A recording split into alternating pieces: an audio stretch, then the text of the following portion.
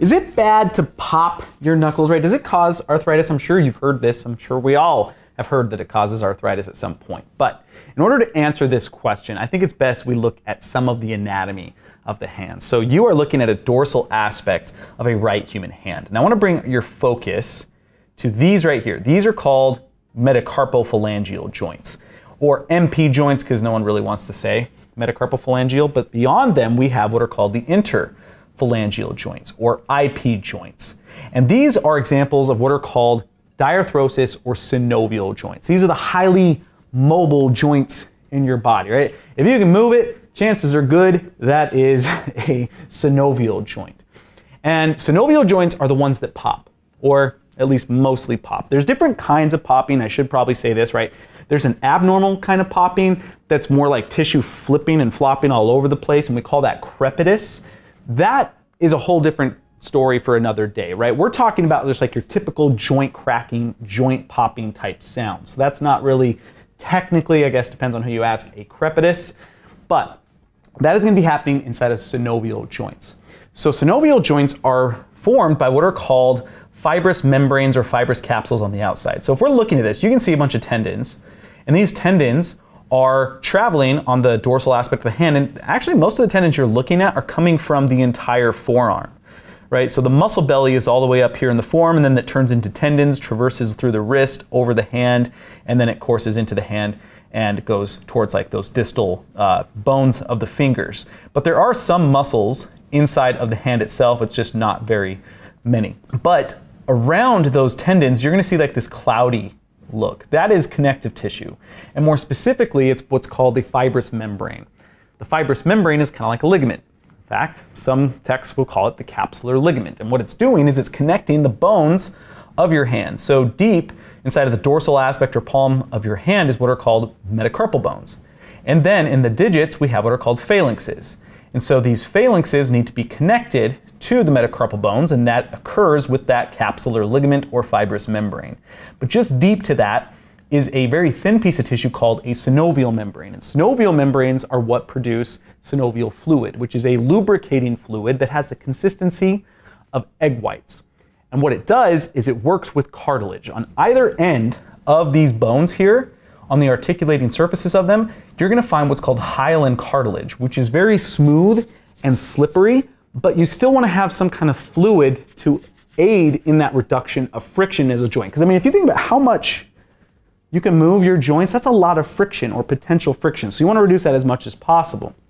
And so that's what the synovial fluid is there for. And this is an important player, or in fact the most important player, in terms of joint popping or cracking. And that's because inside of this fluid we have dissolved gases, namely hydrogen, carbon dioxide, nitrogen, and oxygen. And what you have to understand is that when you actually change the volume of that joint capsule, so this is an enclosed space filled with fluid. Let's say I start to like push my hand in slightly different positions in that joint, and what I'm doing is I'm actually changing the space inside. And as I increase the volume of that space, I decrease the pressure. And when you do that, you create something what's called cavitation. And this is where those dissolved gases rapidly form gas bubbles.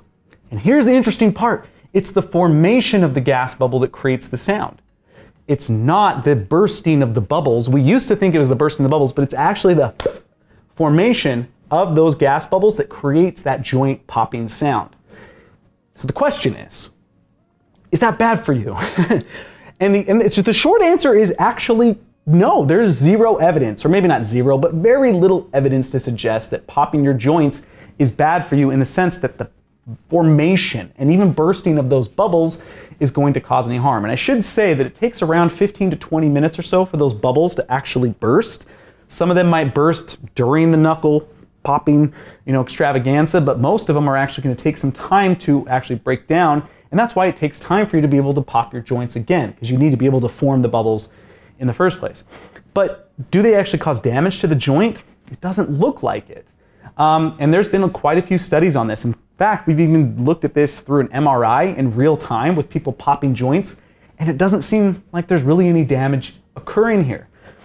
But there's a really big caveat here, because the position you have to put your joint in to achieve that pop could be damaging. So When I was growing up, my sister would pop her knuckles like this, push them together, and I thought it was so cool.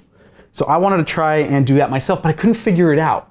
But I was able to pop my knuckles if I pushed my hand back. And then over time, I started to develop hypermobility in my hand, and that's exactly what I have. No one is going to argue that this is good for the hand, right? I am putting my joints in a really hyperextended position that they're not meant to have, and that can cause damage, right? I'm stretching my skin, I'm stretching tendons, right?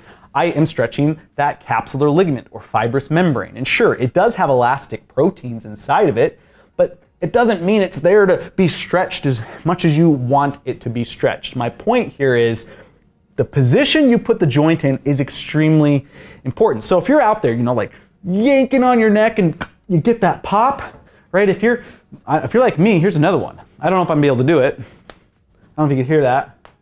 Right there, my elbows are popping. The only reason that happened is because when I was a kid, I felt what I thought was pressure in my joint. So I went up to my room, put my arm on my bedpost, placed my hand like this, and I just pushed. And I remember, this is real. I was sitting there screaming, I'm like, ah! And then it popped. Again, I'm like 6 or 7 years old. My elbow has never stopped popping since then. I think I compromised the joint, and now what happens is it very easily slips in out of place somewhat, creating excess volume, causing cavitation, and you get those bubbles forming. That is bad. This is bad. So, and I think like popping your back, that's a whole video we're gonna have to discuss, right? Chiropractics in general, because there's nuances there, because we're also looking at different joints in the back than just like your typical synovial joints, although there are synovial joints. So I think like generally speaking though, I think it's safe to say that popping your joints isn't bad for you inherently.